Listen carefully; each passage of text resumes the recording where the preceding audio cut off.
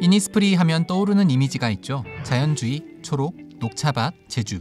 이니스프리의 시작점이 바로 제주 녹차밭이었기 때문입니다. 그런데 지금은 세계 3대 녹차 재배지라고 불리는 제주도 녹차밭이 원래 돌무더기와 가시덤불만 가득했던 황무지였던 거 아십니까?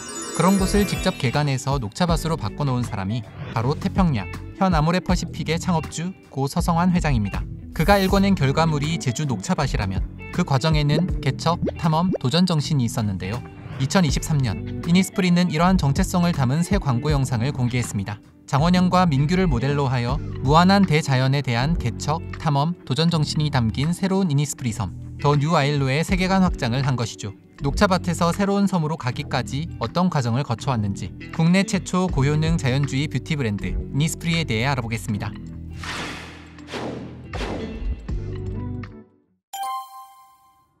(1979년) 대뜸 녹차 사업을 하겠다고 나선 이가 있었으니 바로 서성환, 당시 태평양그룹 회장이었습니다. 그는 유년 시절 어머니로부터 질 좋은 동백나무 열매로 화장품 만드는 법을 배운 것을 시작으로 1945년에 화장품 제조회사인 태평양화학공업사를 창립하여 국내 굴지의 대기업으로 성장시킨 장본인이었습니다. 하지만 태평양의 임원들은 성환의 뜻을 반대하고 나섰습니다. 차 문화가 별로 자리 잡지 못한 우리나라 상황에서 녹차는 절대 사업이 될 수 없다고 판단되었기 때문이었죠. 수익성이 없다는 것, 아니 오히려 계속 적자가 날 것이라는 걸 성환도 이미 알고 있었습니다. 그럼에도 그는 차 사업은 문화 사업이라며 추진 의사를 결코 굽히지 않았죠. 사실 성환은 세계 여러 나라를 출장 다닐 때마다 그 나라의 식물원을 찾아보곤 했는데요. 특히 향수의 본고장이라 불리는 프랑스 그라스에서 자연이 지닌 무한한 가능성을 확인한 이후 그는 식물과의 사랑에 빠지게 됩니다. 이후 미국 펜실베이니아주 케니스케어 자치구에 위치한 롱우드 가든, 허시에 위치한 허시파크, 멕시코의 광활한 알로에 농장, 일본의 녹차밭 등 인간과 자연, 식물 재배와 경제, 그리고 문화가 만나는 아름다운 현장을 보면서 성환은 자신도 그러한 곳을 만들겠다는 꿈을 품어왔던 거죠. 또 한편으로는 각 나라마다 전통차와 고유의 차 문화가 있었는데 신라, 고려, 조선으로 이어지는 우리나라의 차 문화가 사라진 것에 대해 안타까워하는 마음도 있었습니다. 그렇게 본격적으로 녹차 사업 준비를 시작한 성환은 녹차를 재배할 지역을 모색했습니다. 녹차 재배지 적합 조건은 꽤 까다로웠는데 성환은 그러한 조건에 맞는 곳을 찾기 위해 녹차 연구를 해오던 제주대 허인옥 교수의 자문 속에서 직접 전국 각지를 다니며 확인했습니다. 그리고 그 결과 제주의 중산간 지역이 일본의 차 산지와 가장 유사한 환경을 가졌다는 것을 발견하게 되죠. 그런데 성환이 매입한 82,000제곱미터가량의 제주 땅은 연평균 기온과 연간 강우량, 토양의 산성도가 적합하긴 했지만 정말 이런 곳에서 뭐라도 자랄 수 있을까 싶었던 황무지였습니다. 수십 년간 방치해둔 땅인 도리소 땅, 목장지 사이로 돌무더기가 틈틈이 있고 작은 오름들이 군데군데 솟아있는 모록밭, 지하 깊숙한 곳까지 돌과 자갈이 덮여있어 가시덤불 따위가 얼크러진 곶자왈. 제주 사람들은 이곳들을 가리켜 3대 오지라고 불렀는데 이 3대 오지 땅들만 매입했던 거죠. 당시 성환은 담담하게 이렇게 얘기했다고 합니다. 좋은 땅을 사서 남들이 다 할 수 있는 일을 나까지 나서서 할 필요는 없지. 못 쓰는 땅을 개간하여 농토를 확장하는 일을 나 같은 기업가가 하지 않으면 누가 하겠는가. 하지만 실제 개간 작업은 말처럼 쉽지 않았습니다. 당시 제주에는 공사 장비가 거의 없던 상황이라 굴착기 한 대와 낡은 트랙터 한 대, 그리고 어렵게 구한 불도저 한 대가 전부였는데 그마저도 기계 고장으로 수작업으로 해야 했기 때문이죠. 성환은 당시 태평양 화장품의 원료 재배를 위해 전남 화순 농장을 담당하고 있던 김원경에게 도움을 요청했습니다. 그렇게 베테랑 농부 원경을 필두로 아주 험난한 개간 수작업이 시작되는데요. 장비가 마땅치 않다 보니 삽 한 번 뜨고 돌 골라내고 또 삽 한 번 뜨고 돌 골라내고를 일일이 반복할 수밖에 없었습니다.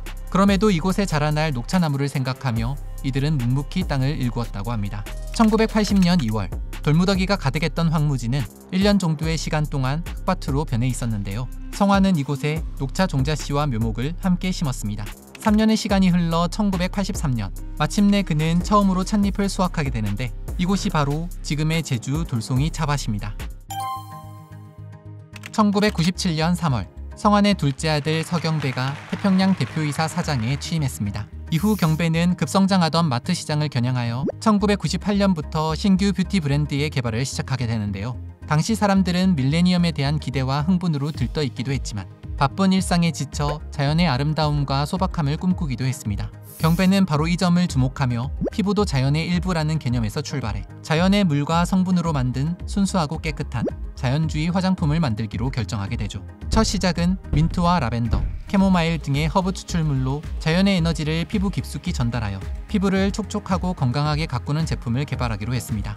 또한 일반적으로 기존 화장품에는 증류수가 사용되는 데 반해 새로운 자연주의 브랜드에서는 천연 필터링을 거쳐 보습성이 뛰어나고 미네랄 성분이 풍부한 제주의 천연 안반수를 사용했으며 마음을 편안하게 해주는 에센셜 오일로 피부를 치유하고자 했습니다. 이렇게 자연주의라는 컨셉에 맞게 제품이 준비되는 가운데 그에 어울리는 브랜드 네이밍도 필요했는데요. 당시 화장품 브랜드명의 음절수는 90% 이상이 1에서 4음절이었다고 합니다. 태평양의 대표 브랜드들도 라네즈, 마몽드, 아이오페, 설화수, 헤라 등이 있었죠. 그런데 어떻게 새 브랜드의 이름이 5음절의 이니스프리가 된 것일까요? 사실 이니스프리는 브랜드 네이밍 최종 후보 중에서도 3위였다고 합니다. 하지만 새 브랜드에서 가장 중요하게 생각한 것이 자연주의라는 컨셉이었고 그것을 가장 잘 반영한 이름이 바로 이니스프리였던 거죠. 이니스프리는 아일랜드 출신 시인인 예이츠의 시 이니스프리 호수섬에 등장하는데 실제로 예이츠가 어린 시절 놀던 자연 그대로의 작고 소박한 섬인 동시에 시에서 다시 돌아가고픈 꿈의 공간으로 표현된 곳이기도 했습니다. 이러한 이미지가 새 브랜드의 컨셉과 잘 맞다고 생각한 경배는 이니스프리로 결정하도록 허락했다고 합니다. 그렇게 2000년 1월 14일 국내 최초 자연주의 뷰티 브랜드 이니스프리가 정식 런칭됩니다. 이니스프리는 우선 기초 24품목 화장품을 시장에 내놓았습니다. 그리고 매장에서는 가든 오브 이니스프리라는 서비스를 제공하기도 했는데 자연의 힘을 모두 피부 타입에 맞게 전달하기 위해 기존에 2-3가지로 단순 분류하던 사람들의 피부 타입을 12가지로 세분화한 뒤 각 피부 타입에 맞는 자연 원료를 이용한 제품과 해법을 제시하는 최초의 피부 맞춤 솔루션이었습니다. 이는 고기능성의 저렴한 상품을 셀프 셀렉션하고자 하는 소비자의 니즈를 충족시키며 큰 인기를 끌게 되죠.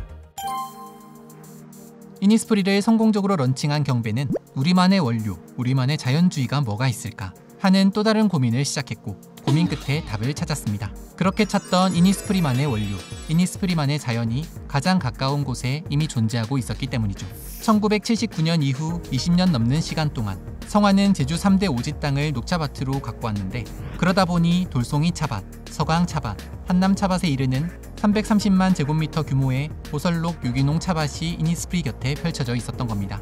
이니스프리는 보유하고 있던 2만여 종의 녹차 중에서 여러 실험을 통해 1차로 피부를 위한 3천여 종의 녹차 품종을 선별했습니다.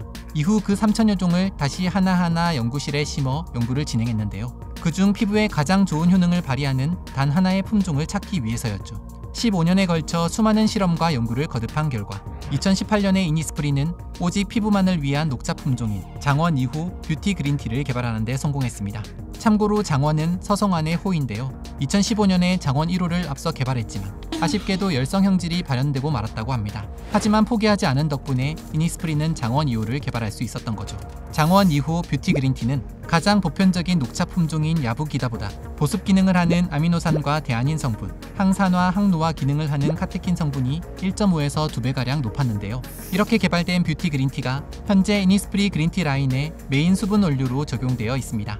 뿐만 아니라 이니스프리는 자체 소유의 오가닉팜을 기반으로 녹차의 모든 부위를 심층적으로 분석하기 시작했는데요. 지금까지 100가지가 넘는 녹차 성분을 발견했으며 이를 가장 효율적으로 활용하기 위한 원료 가공법과 피부에 효과적으로 전달하기 위한 메커니즘까지 심층적으로 연구하는 중이라고 합니다.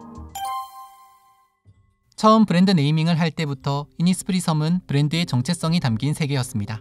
이곳을 피부에 휴식을 주는 섬, 제주도로 설정해 왔죠. 그래서 이니스프리는 그동안 제주도를 중심으로 제주 녹차, 화산송이, 비자, 용암 해수 등의 원료로 자연의 혜택을 담아 건강한 아름다움을 전한다는 철학을 가져오고 있었습니다. 그러던 2023년 3월 이니스프리는 새로워진 브랜드 세계관을 더 뉴 아일이라는 광고 영상을 통해 공개했습니다. 천혜의 섬 제주에서 미지의 섬 더 뉴 아일로 이니스프리 섬의 개념을 확장한 것인데요. 잠시 더 뉴 아일을 살펴보면 엔자임 라이트, 퓨리파잉 스톤, 젊음의 잎, 바운싱 해변, 그린티 우림, 진정의 시카로 구성되어 있어 빛, 스톤, 식물, 수분, 산소와 같은 원료와 효능 성분이 무한한 자연의 에너지를 품고 있음을 그려내고 있으며 기존에 존재하던 이니스프리 메인 제품 원료들이 새롭게 해석되었습니다. 제주도라는 섬 속 푸른 그린티 밭이 기존의 이니스프리 하면 상징되는 장면이었는데 더 뉴 아이를 보면 섬, 그린티라는 큰 틀은 남겨두었지만 완전히 새롭게 표현되어 이니스프리가 바뀌었다라는 점을 느낄 수 있습니다.